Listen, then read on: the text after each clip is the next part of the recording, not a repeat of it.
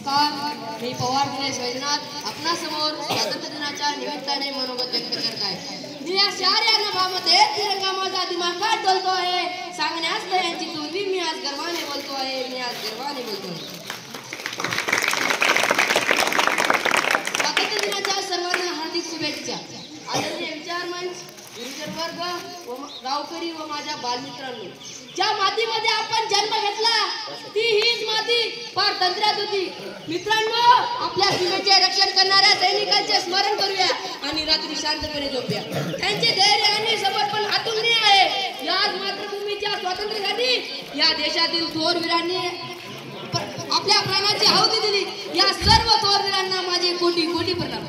हा सण आपणा स्वातंत्र्यासाठी हुतात्मा झालेल्यांची आणि त्यांच्या बलिदानाची आठवण करून देतो।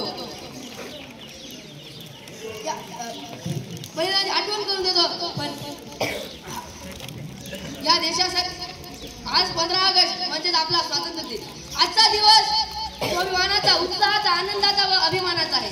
या देशासाठी राष्ट्रपिता महात्मा गांधी, पंडित जवाहरलाल नेहरू, लोकमान्य बाळ गंगाधर टिळक, नेताजी सुभाषचंद्र बोस यांच्यासह अनेकांनी या देशासाठी आपले योगदान समर्पित केले।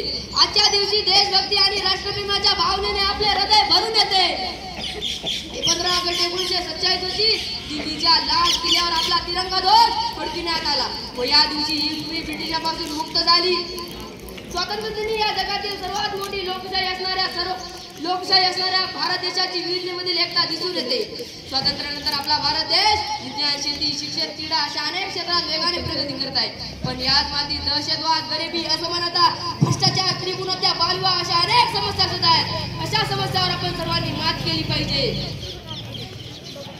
आपला भारत देश महान आहे कारण वसुदैव कुटुंबकम अर्थात हे संपूर्ण जग एक कुटुंब आहे अशी संस्कृती असणारा आपला भारत देश आहे। सर्वे भवन्तु सुखिनः सर्वे सन्तु निरामया ही आपल्या देशाची शिकवण आहे।